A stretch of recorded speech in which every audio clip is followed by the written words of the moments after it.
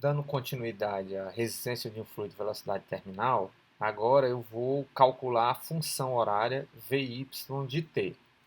Aí, para esse caso aqui, eu vou calcular qual é a função horária da velocidade, né? Então, mais uma vez, a gente tem uma resistência do fluido basal de velocidades. Aqui eu tenho um diagrama de corpo livre, a força de atrito igual a mg. Lembrando que essa força de atrito não é mais constante, ela depende da velocidade, né? Então, à medida que a velocidade vai crescendo, essa força também vai crescendo.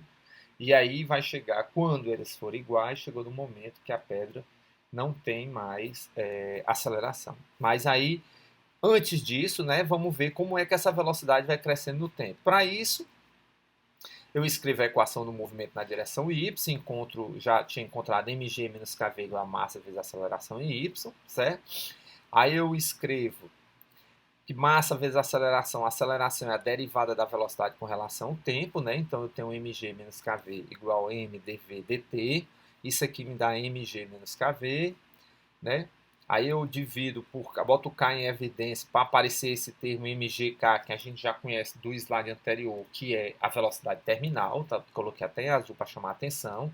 Aí eu substituo, né, esse mg sobre k pela velocidade terminal, encontro essa relação, isolo o que depende de velocidade para um lado e o que depende do tempo para o outro, né? Então eu fico com dvy dividido por vt menos vy, km delta t, e integro essa equação de 0 a vy, assumindo que no instante t igual a zero a velocidade era zero e no instante t a velocidade é um determinado vy. Aí faço a seguinte substituição, né? Chamo u de vt menos vy, du é o menos dvy, né? Jogo dentro da minha integral, faço a integral em u, encontro que ln de u é menos k sobre mt. Substituo o u, né? Pela respectiva substituição que eu havia feito, e com o vt menos vy, substituo os limites de integração, né? Após ter feito a integral, eu agora substituo o limite para aplicar o teorema fundamental do cálculo, né? Limite superior menos o inferior. Menos km sobre t, aqui eu já posso substituir direto, né? Que dá t menos zero, dá o próprio menos km que multiplica t. Substituindo aqui no logaritmo, né? Tem um logaritmo da parte superior, vt menos o vy, substituir por vy, né? Menos o vy por zero. Então, sobra só o ln de vt. Então, isso aqui me dá menos kmt, implica que aplica a propriedade do logaritmo, né? Que a diferença é igual a divisão, né? Menos kmt. Aplico a exponencial dos dois lados, então a exponencial do logaritmo é a própria argumento do logaritmo, e aqui fica menos exponencial de kmt, né? Divido vt por vt, dá 1, vy sobre vt, né? Dá 1, jogo 1 para o outro lado, tá certo? E depois multiplico por vt e encontro finalmente quem é a minha velocidade vy de t, que é vt 1 menos um decaimento exponencial, né? Você percebe que a sua velocidade ela tem um termo que decai exponencialmente no tempo, tá certo? Aí aqui a gente tem o gráfico, como é que é a velocidade, né? A velocidade para o caso com resistência de um fluido. Aqui eu tenho a comparação, né? Tem o caso sem resistência, né? Como é que é a minha função horária da velocidade para um corpo acelerado, é V0 mais GT, né? Equação a linha reta, tá aqui, ó, sem resistência de um fluido, a velocidade continua aumentando linearmente. Com resistência, ela começa linear, aí à medida que o tempo vai passando, esse termo da exponencial, ele acaba, né, criando essa amortização e vai chegando a uma saturação.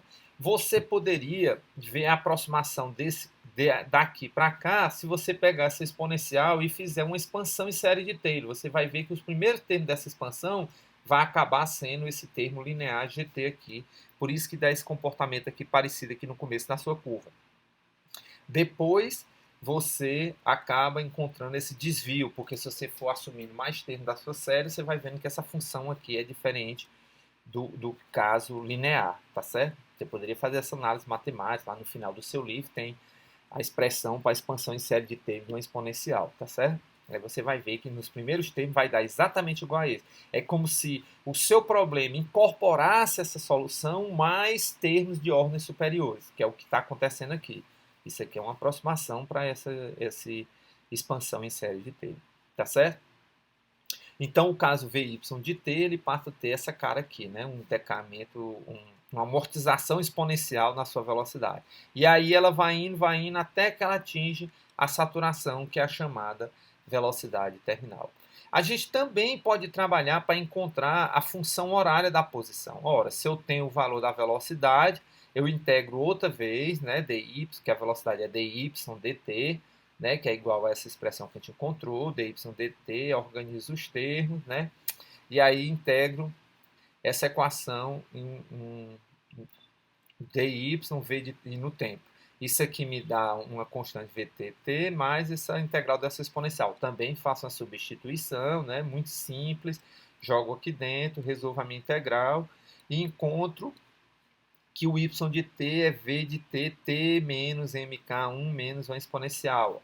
Aí aqui, mais uma vez, o y de t. Para um movimento sem resistência, é uma parábola, a gente conhece, né? Aquele y igual a y0 mais v0t mais 1 meio de gt2, né? Esse aqui é essa expressão. Já com a resistência com fluido, ela cai, vai mais lento, né? Desculpa. O y vai mais lento, tá certo? Aqui é a expressão dele. Também você pode fazer uma expansão em Taylor e você vai ver que tem o termo lá V0T mais uma constante vezes um termo quadrado mais outras coisas, né? Que seria essa expressão aqui, tá certo?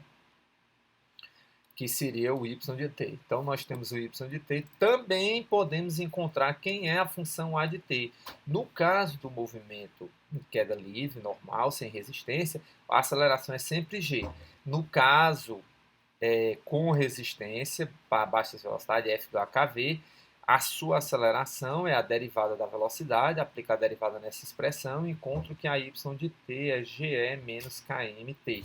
Ou seja, a sua aceleração tem um termo que decai exponencialmente com o tempo, com um comprimento característico da exponencial que é dado por K sobre M, que depende, mais uma vez, da massa do corpo, do formato do corpo, né, que é essa constante que está aqui na exponencial.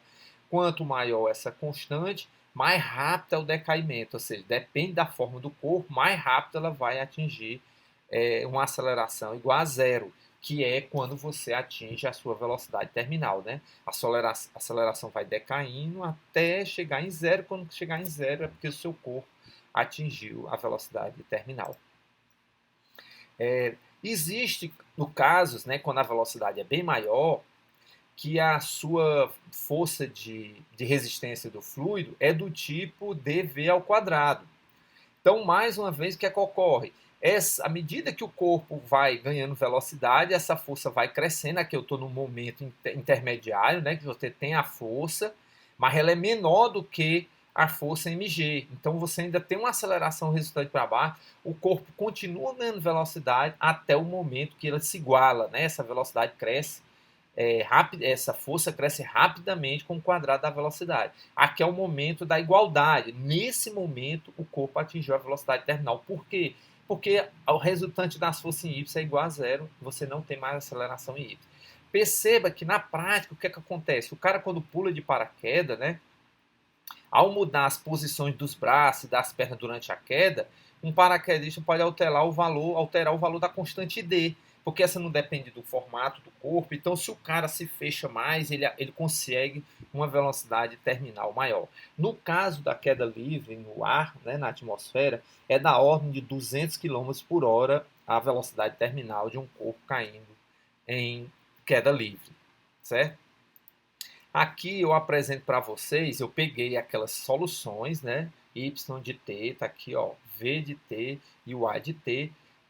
Fiz um programinha em Python, certo? Coloquei o valor da velocidade igual a 1, terminal 1, M1, botei essas constantes tudo igual a 1 e fiz a variação no K, né? O K que seria o formato do corpo. Aí aqui, ó o meu Y de t, ó. Quando o K é muito grande, né? Eu tenho essa curva verde. Na verdade, quando o K é muito pequeno, né? Eu tenho essa aqui, o azul, né? Aí o K igual a 1, ele vai crescendo, aquela constante que multiplica o termo da velocidade vai crescendo. Quando o K é 10 aqui, quando o K é 100, acaba sendo o caso que a gente conhece, né? Que a gente conhece seria o K igual a 1, a curva preta, né? Que é a parábola. Aí, à medida que você vai aumentando o K, você vai alterando a forma dessa parábola, né? Até que fica quase que uma coisa, o y de t fica quase que linear. Né? Quando você olha para o v de t, à medida que eu aumento o K, né, o K bem pequeno, a minha amortização da velocidade é muito baixa, né? Ela vai demorar muito a atingir o terminal, né? À medida que eu vou aumentando o K, ó, aí quando eu aumento o K fica igual a 100, rapidamente ela atinge a velocidade terminal, né, em função do tempo, né? Uma constante muito alta, então rapidamente a curva atinge a sua velocidade terminal. E a mesma coisa para a aceleração, né? Quando você altera o K, ela decai rapidamente a zero, ou seja, quanto maior o K, mais rápido o corpo vai atingir o estado de velocidade terminal, ou seja, a aceleração é igual a zero, né? Você vai estar no movimento com velocidade constante. Então, pessoal, eu paro por aqui, por essa análise que a gente fez dos corpos com resistência do ar, tá certo? Seria interessante vocês tentarem matematicamente construir a solução para esse caso da velocidade ao quadrado, né? Para aqueles mais curiosos, né? Tem lá no livro do Simon como é que você faz, encontra essa solução, como é que você encontra a função horária da posição, a função horária da velocidade, como é que a aceleração varia, né? Aqui eu fiz para o caso linear, mas você pode seguir os mesmos passos e fazer para o caso quadrático, tá certo? Então eu fico por aqui e até a nossa próxima